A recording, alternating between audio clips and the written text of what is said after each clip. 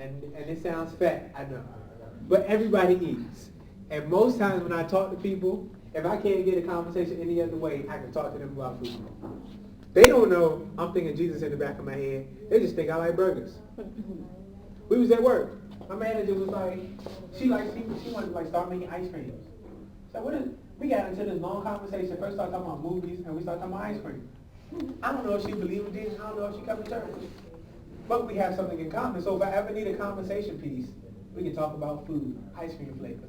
She said, what's a good flavor? I said, she's like, what's a good fruity flavor? I had this bomb I did. It was pomegranate green tea ice cream. See, you gotta understand, you ever had pomegranate green tea? It tastes pretty good, like pomegranate tea. But it's just ice cream. I mean, we went down the whole list. Coconut ice cream. She makes all these kinds of ice cream. And I do that with most people. I usually can end up with a conversation. This dude sitting beside me, before he ever asked me about what the Bible say about sex, the other day, we were talking about food. He asked me a question about, we were talking about, I got a sandwich from Firehouse, he got a sandwich from Panera Bread. And we were debating whose sandwich was better. Then I said, you like steak? Let me tell you about Ruth Chris. And you know what I say? Interject. Every time I'm talking, somehow the church comes up, on accident, on purpose. Me and all the men from the church went to Ruth Chris together. For some reason the church, I'm talking about food, but the church comes up, man, my pastor was telling me about this. I keep bringing up the church. For some reason, it just keeps coming up. Jesus keeps coming up. Like, yo, man, I bet Jesus' favorite food. What you think, Jesus? I'll ask. And that's what I do. That's the principle of common ground. I deliberately go after what we might have in common. And it got to the point where I thought about it. I said, if nothing else, we're human beings. We all have to go to the bathroom.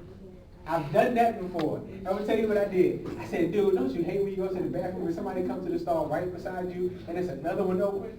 I've done that to start talking to somebody. And they're like, yeah, man. I was like, that's like the unofficial man rule. Yes. And now we're talking. He don't know somewhere in I'm going to start talking about Jesus. What? Don't you dare try to talk to me. The common ground works for everybody. Don't you dare try to talk to me. Jesus found something that he had in common with everybody. And I promise you, you'll do better in your witnessing if you focus on that instead of all the stuff that they do that you don't. Well, yeah, of course make sure it's something godly, but there are a lot of basic everyday things that you do. Think about it. I hear more times than about, I hear people compliment like Meredith's clothes and shoes. And most of the time I see Meredith talk to a lot of strangers and compliment their clothes. That's an icebreaker right there. Women, all you gotta do is hair, all that. Where you get them from? Well, I go there. Where's that at? I'm telling you what I know. You have all the tools already and you use them and you don't know the tool. That's the truth. Because when we go out and hit the evangelism, that's what we're going to do. We're going to hang out with people. We just going to talk to people. I know Rob likes video games. And there's a whole bunch of other people like video games. They might smoke weed and fight and party and all that stuff. But they play Madden. Or they play such and such. And Rob just be like, yo, such and such, such and such. You play this? What's your Xbox ID thing? Whatever. That's what's telling me that. One of the guys at his job that has a lot of questions about the Bible, even though they don't disagree there, sometimes they'll play. Oh, man, that's an opportunity right there. You can be praying and be like, yo, what if Jesus was there? Because he's like a hitman to the devil. I mean, it sounds crazy, but when you get these conversation pieces, they work. I'm telling you they work. They work every time because people like people that like them. Or ask people questions about them instead of talking about yourself. Yeah. People like talking about themselves. I found that out. You would just say, hey, how are you? Everything all right? Where you from? You like it down here in Virginia? That's like one of my basics, man. Don't tell me you're not from here. Because I'm going to ask how you like the area. And I'm going to ask how it compares to home. And I'm going to get you talking. It works every time.